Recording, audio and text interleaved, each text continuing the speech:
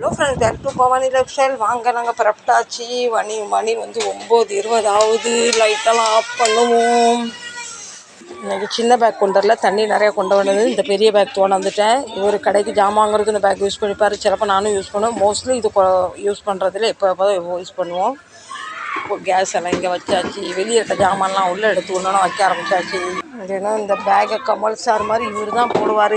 இன்னைக்கு நான் போட போகிறேன். ஓகே,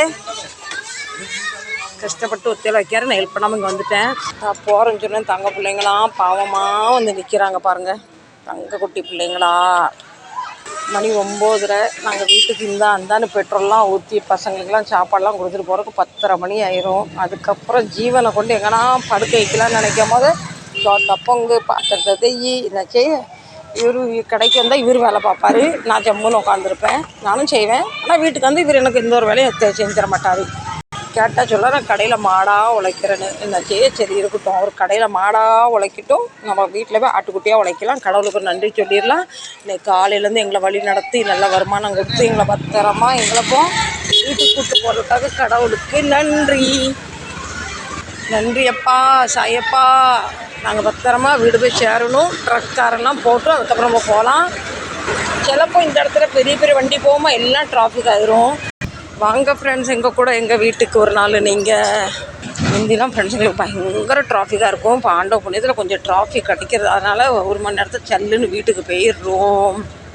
ஏதோ ஆண்டவ புண்ணியத்தில் இந்த பைக் இருக்குது. நம்ம ட்ரெயினையும் பஸ்ஸையும் ட்ரக்கையும் எதிர்பார்க்காம நேரத்துக்கு கடைக்கும் நேரத்துக்கு வீட்டுக்கும் வந்து போய்கிட்டு தொழிலை பார்த்துக்கிட்டு இருக்கோம். இந்த வண்டி இல்லைன்னா அவ்வளோதான். ஃப்ரெண்ட்ஸ், இந்த பைக்கு வாங்கி எங்களுக்கு 13 வருஷம் ஆகிட்டு. 13 வருஷமும் நல்லா உழைக்கிது. எங்களுக்கு இதுக்கு முன்னே வேற ஒரு வண்டி இருந்தது. அதை இவர் யூஸ் பண்ணியிருந்தார். சின்ன பையன் இந்த வண்டி யூஸ் பண்ணியிருந்தார். இல்லை பையன் வேறு வண்டி வாங்கணும். இந்த வண்டியை குழம்பு எங்கள் கையில் வந்துட்டார். வந்துட்டு சின்ன பையன் அப்பப்போ என் பெரிய பையனும் சின்ன பையனும் வண்டிகளை ரொம்ப நல்லா பாதுகாப்பாக வச்சுருப்பாங்க. ஆனால் இவர் வந்து சும்மா அடித்து தள்ளுவார். பார்த்தீங்கன்னா இப்படி தான் முட்டை போகிற மாதிரி போவார். நான் வந்து சண்டை போட்டுக்கிட்டு இருப்பார்.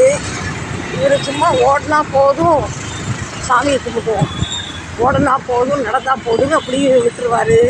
ஏன்னா அந்த அளவுக்கு பெரிய வருமானமும் இல்லை. வருமானம் இருக்கும் போது எதை பற்றி யோசனை பண்ணாமல் செலவு பண்ணும். இப்போ கையும் கடிக்குது, மனசையும் கடிக்குது. வாங்க இப்போ வீட்டுக்கு போகலாம்.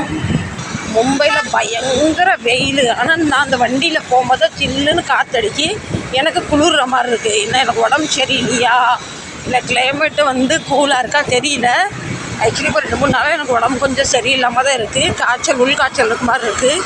சரி ஃப்ரெண்ட்ஸ், இந்த வீடியோ வச்சோன்னா முடிக்கிறேன். இந்த வீடியோ பிடிச்சா லைக் பண்ணுங்கள், ஷேர் பண்ணுங்கள், சப்ஸ்கிரைப் பண்ணுங்கள். என்னை தள்ளி விட்றாதீங்க. தயவு செஞ்சு எனக்கு உங்கள் ஆதரவு வேணும். லைக் பண்ணுங்கள். Bye bye, tata, love you, see you.